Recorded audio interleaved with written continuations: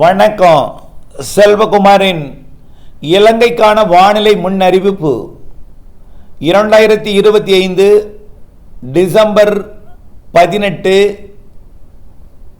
வியாழக்கிழமை அதிகாலை நிலவர ஆய்வறிக்கை. இலங்கையை பொறுத்த வரைக்கும் நேற்று முன்தினம் யாழ்ப்பாணம் காங்கேசனம் துறையிலுள்ள வடக்கு கிழக்கு மாகாணங்களுக்கு கொட்டி தீர்த்தது மழை. நேற்றைக்கு கொஞ்சம் பரவலான மழை பிடிப்பை கொடுத்தது, பெரிய பாதிப்பில்லை என்றாலும் மழை நேற்றைக்கு ஃபுல்லாகவே.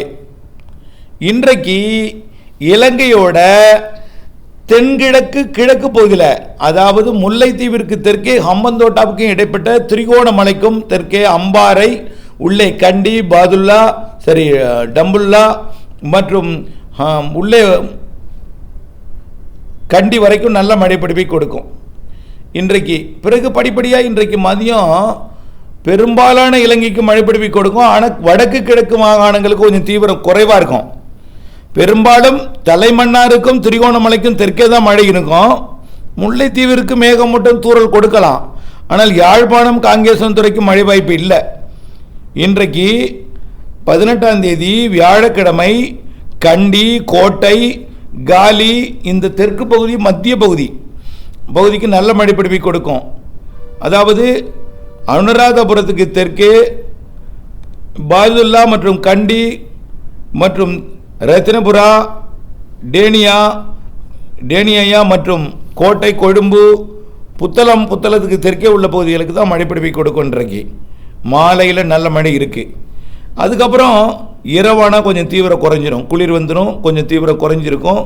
இருந்தாலும் பாதிப்பில்லாத மழை வெடிப்புகளில் இருக்கக்கூடிய இடத்துல கண்டிப்பாக எச்சரிக்கையுடன் இருக்கணும். வெடிப்பு பகுதிகளில் மட்டும் திடீரென்று ஒரு இடத்துல 5 சென்டிமீட்டர் பெஞ்சதுனாலே வெடிப்பு ஏற்படுத்தும், அப்போ நிலச்சரிவு ஏற்படுத்தும்.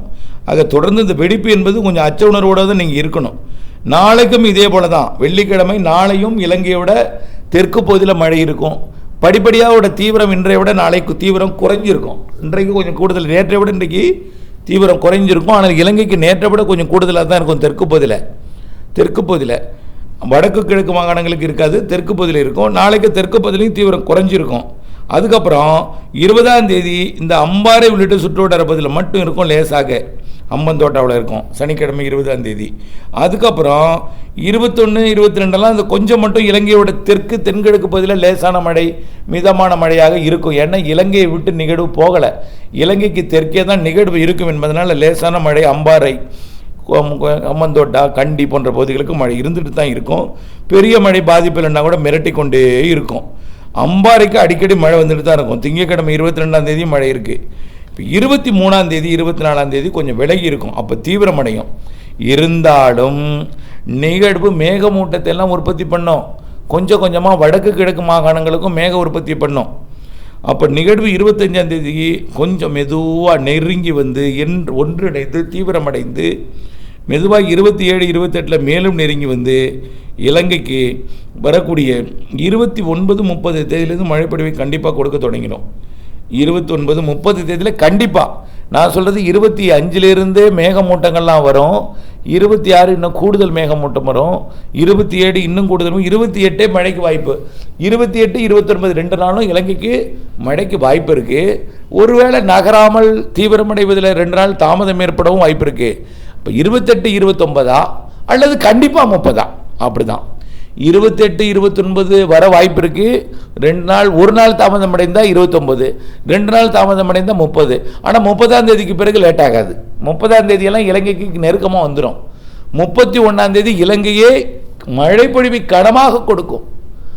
ஜனவரி 1 இந்த வருஷம் இலங்கை மற்றும் தமிழ்நாடுக்கு நிறைய மழை காத்திருக்கு. மாதிரிகள் காட்டும் இதுவரை காட்டலை அப்படின்னு சொல்லிகிட்டே இருந்தோம். நம்முடைய வரைபடத்தை எப்பொழுதோ வரைந்து கொண்டே இருக்கும், எந்த மாற்றமும் செய்யலை. உலக மாதிரியெல்லாம் கொஞ்சம் தாமதமாக காட்டும் சொன்னோம். இப்போ தான் ஒரு மாதிரி வந்திருக்கு, ஐரோப்பிய யூனியன் ECMF வந்திருக்கு. அதுவும் நேற்று முன்தினம் போடும்போது படத்தை அந்தமான் பகுதிக்கு போட்டிருந்தாங்க. நேற்றைக்கு போடும்பொழுது மத்திய வங்கக்கடல், தெற்கு மத்திய வங்கக்கடல் வழியாக அப்படியே அந்தமான் பகுதிக்கு விலகி போகிற மாதிரி போட்டிருந்தாங்க, அப்படியே வடக்கு நோக்கி போகிற மாதிரி போட்டிருந்தாங்க. இன்றைக்கி இலங்கைக்கு சற்று நெருக்கமாக வந்து மீண்டும் விலகி போகிற மாதிரியே போட்டிருக்காங்க. ஆக நிகழ்வு உருவாகும் என்பது நாம் சொன்னது உறுதியாயிட்டு, இலங்கைக்கு நெருக்கமாக வரும்னு சொன்னதும் கிட்டத்தட்ட உறுதியாயிட்டு. அப்போ இலங்கை கடக்கும்னு சொல்கிறதும் தமிழ்நாடு கடக்குன்னு சொல்கிறதும் இன்னும் உறுதியாகலை, அதுவும் உறுதியாயிடும். புரியுதுங்களா? எவ்வளவு வடக்கு நோக்கியே போனாலும் அங்கே எதிர்காற்று இருக்குது, அதுக்கு மேலே இன்னும் வலுவான எதிர்காற்று இருக்குது. அதுக்கு மேலே போனீங்கன்னா வட இந்திய நிலப்பகுதி வரைக்கும் போனீங்கன்னா அங்கே ஜெட் ஸ்ட்ரீம் இருக்குது. ஆகவே கடுமையான இடையூறு இருக்கிற காரணத்தினால அது வடக்கு நோக்கி போகாது, உயரமாகவும் வளராது, பெரிய அளவிலே உயரமாகவோ தீவிரமடையாது. ஆனால் தட்டையாக இருந்து கொண்டு நிறைய மழைப்பிடிப்பை கொடுக்கும். காற்று பாதிப்பு இல்லாமல் நிறைய மழைப்பிடிப்பை கொடுக்கக்கூடிய ஒரு நிகழ்வாக வரக்கூடிய மாத இறுதி நாட்களில் இலங்கை கடந்து தமிழ்நாடு கடந்து அரபிக்கடல் போகும். அது காற்று அச்சம் இன்றி இந்த மாத இறுதி நாட்களில் இலங்கை ஊடாக கடந்து மன்னார் வளைகுடா பாக் ஜலசந்தி ஊடாக பயணித்து பிறகு இலங்கைக்கும் தமிழ்நாட்டிற்கும் நிறைய மழைப்பிடிப்பை கொடுக்க போகிறது என்பதை நீங்கள் புரிந்து கொள்ள வேண்டும். ஆக தொடர்ந்து நீங்கள் முன்னெச்சரிக்கையாக இருக்கட்டும். அச்சப்படுத்த விரும்பலை. ஏற்கனவே நாம் இலங்கைக்கு கடுமையான அச்சுறுத்தல் கொடுத்தோம், அப்போ நடந்துச்சு. அப்படி எதுவும் அச்சுறுத்தல் இருந்தால் நான் உங்களுக்கு என்னென்ன முன்னெச்சரிக்கைன்னு சொல்லியிருப்பேன். இப்பொழுதைக்கு உங்களுக்கு என்னென்ன முன்னெச்சரிக்கைன்னு பார்த்தீங்கன்னா, நிலச்சரிவு ஏற்பட்டிருக்கூடிய இடங்களில் நிலம் அப்படியே சரியாமல் வெடிப்போடு நிற்குது. இது ஏன் வெடித்து நிற்குதுன்னா, சரிந்தது மழை அதோடு விட்டுட்டு போயிடுச்சு. இன்னும் கொஞ்சம் பெய்ஞ்சுதுன்னா அந்த வெடிப்புக்குள் தண்ணீர் புகும், கீழே சரிஞ்சது இழுக்கும். அப்போ என்னாகும்? வெடிப்பு பிளக்கும், இழுக்கும், கீழே மீண்டும் நிலச்சரிவு ஏற்படும். ஆக மீண்டும் ஒரு மழை இந்த மாத இறுதியில் இருக்கிற காரணத்தினால அந்த மழை வெடிப்புக்குள் தண்ணீரை கொண்டு சென்று மீண்டும் நிலச்சரிவு ஏற்படுத்தும். ஆகையினால நிலச்சரிவு ஏற்பட்ட இடங்களிலையும் நிலச்சரிவு ஏற்பட்டு வெடிப்புகள் இருக்கக்கூடிய பகுதிகளிலையும், வெடிப்பு சில வீட்டுக்குள்ளேயே வெடிப்பு இருக்குது. ஏன் வீட்டுக்குள்ளே இருக்குன்னா, எங்கோ ஒரு இடத்துல நிலம் சரிஞ்சு முழுமை சரியாமல் தொங்கிட்டு இருக்கும், தொத்தி கொண்டிருக்கும் சரியாமல். அந்த வெடிப்பிலிருந்து வந்தது தான் அந்த வீட்டுக்குள்ளே இருக்கக்கூடிய வெடிப்பு. அந்த நிலம் சரிந்தால் இந்த வெடிப்பு பெருசாகும். அந்த நிலம் மேலும் கூடுதலாக சரிந்தால் இந்த இல்லத்தையும் சரிய செய்யலாம். புரியுதுங்களா? அது வெடிப்பு என்பது எதனால் வந்துச்சு? எங்கோ ஒரு இடத்துல சரிய முற்பட்ட அந்த நிலம் முழுமையாக சரியாமல் இருக்கு. அது சரிவதற்கு மழை வரக்கூடிய மழை சாதகம் ஏற்படுத்தலாம். அப்போ சரிஞ்சதுன்னா இந்த இல்லத்தையும் எடுத்துக்கொண்டு இறங்கும் என்பதை நீங்கள் புரிந்து கொள்ள வேண்டும். ஆகவே வெடிப்பு இருக்கக்கூடிய இடத்துல முன்னெச்சரிக்கை தொடரட்டும்.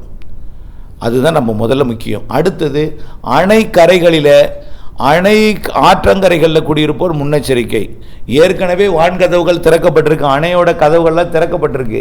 காரணம், நேற்று முன்தின மழையே அதிகமான மழைப்பிடிப்பை கொடுத்துச்சு. அதுவே வெள்ளப்பெருக்கு ஏற்படுத்தி அணையெல்லாம் திறக்கப்பட்டிருக்கு.